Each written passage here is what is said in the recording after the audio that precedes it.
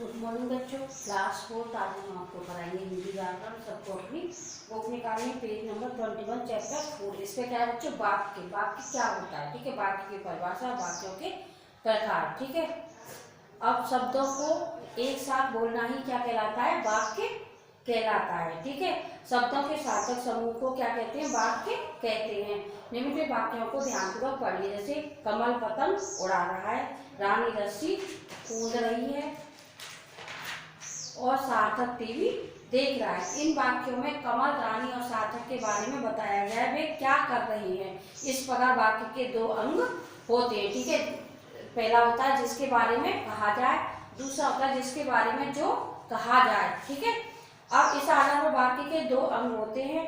कौन कौन से, उद्देश्य और विधेय। उद्देश्य होता है जिसके बारे में कोई बात कही जाए, उसे क्या कहते हैं, उद्देश्य कहते हैं। और विधेय होता है उद्देश्य के बारे में जो कुछ भी कहा जाए उसे विधेय कहते हैं। जैसे नीरज खेल रहा है, तो नीरज क्या हुआ, उद्देश्य हुआ, और विधेय क्या हुआ, खेल रहा है। ठीक है, नीरज का उद्देश्य मानेंगे क्योंकि इस वाक्य में नीरज के बारे में कहा गया है, और खेल रहा है को विधेय मानेंगे क्योंकि नीरज के बारे में यह बताया गया है। क्योंकि कौन खेल रहा है, नीरज खेल रहा है। ठीक है, अब यहाँ कुछ वाक्य हैं, उन्हें ध्यानपूर्वक पढ़ो। जैसे भारती पुस्तक पढ़ती है, अजय गीत सुनाता है, बच्चे क्रिकेट खेल रहे हैं, हिरन तेज दौड़ रहा है। अब इन वाक्यों को दो मुख्य भागों में बांटते हैं, उद्देश्य में और विधेय में। ठीक है, तो उद्देश्य क्या हुआ, भारती, और विधेय क्या हुआ, पुस्तक पढ़ती है। और अजय क्या हुआ, उद्देश्य हुआ, और विधेय क्या हुआ बच्चों, गीत सुनाता है। बच्चे उद्देश्य है और क्रिकेट खेल रहे हैं, ये विधेय है। हिरन उद्देश्य, तेज दौड़ रहा है, ये विधेय है। अब देखो, शब्दों के सार्थक समूह को क्या कहते हैं, वाक्य कहते हैं। वाक्य के दो अंग होते हैं, उद्देश्य और विधेय। जिसके बारे में जो बात कही जाए उसे उद्देश्य कहते हैं, और उद्देश्य के बारे में जो कुछ भी कहा जाए उसे विधेय कहते हैं। चलो अब एक्सरसाइज हम इसकी करेंगे, तो सही विकल्प पर चुनकर सही का निशान लगाइए। तो वाक्य के कितने अंग होते हैं, तो क वाले का आंसर आएगा, सेकंड वाला 2। ठीक है, तो इस पे हम टिक करेंगे। ठीक है, 2। अब ख पे देखो, जिसके बारे में बात की जाए उसे क्या कहते हैं बच्चों, उद्देश्य कहते हैं, प्रश्न नंबर वाला। ग पे देखो, सार्थक वाक्य है, क्या है, मुझे जाना है, ये हमारा सही है, मुझे जाना है।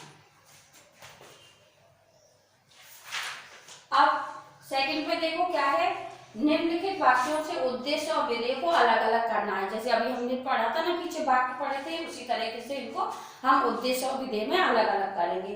तो नमन बाजार में घूम रहा है, तो नमन क्या हुआ बच्चों, उद्देश्य हुआ, और विधेय क्या हुआ, बाजार में घूम रहा है। अब सेकंड में क्या है, खपे, खरगोश गाजर खा रहा है। खरगोश क्या हुआ बच्चों, उद्देश्य हुआ, और विधेय क्या हुआ, गाजर खा रहा है।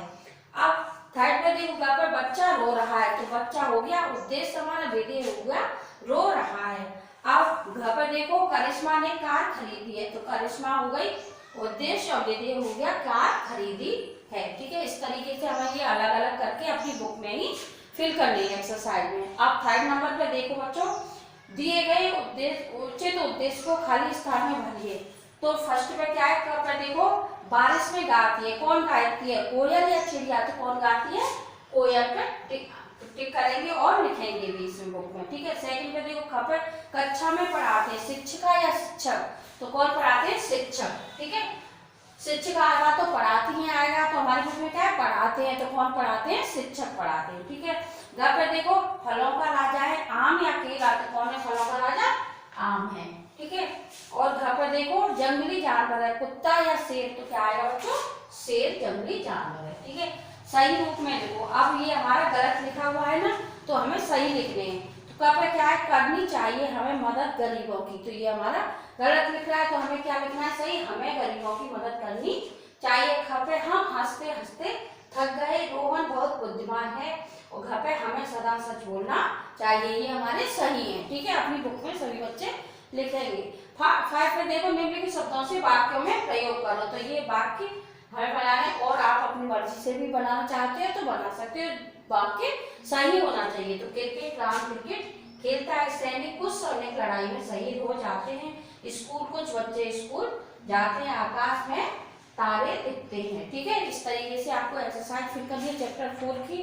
पूरी एक्सरसाइज हो चुकी है। अब देखो बच्चों, पेज नंबर 25 पे अभ्यास प्रश्न पत्र है 1 से लेके 5 चैप्टर तक की, इसके अंदर सब कुछ दिया हुआ है। ये सारा आपका हो गया, ये खुद आप अपने आप से करोगे, ठीक है, रीडिंग करके। थैंक यू बच्चों।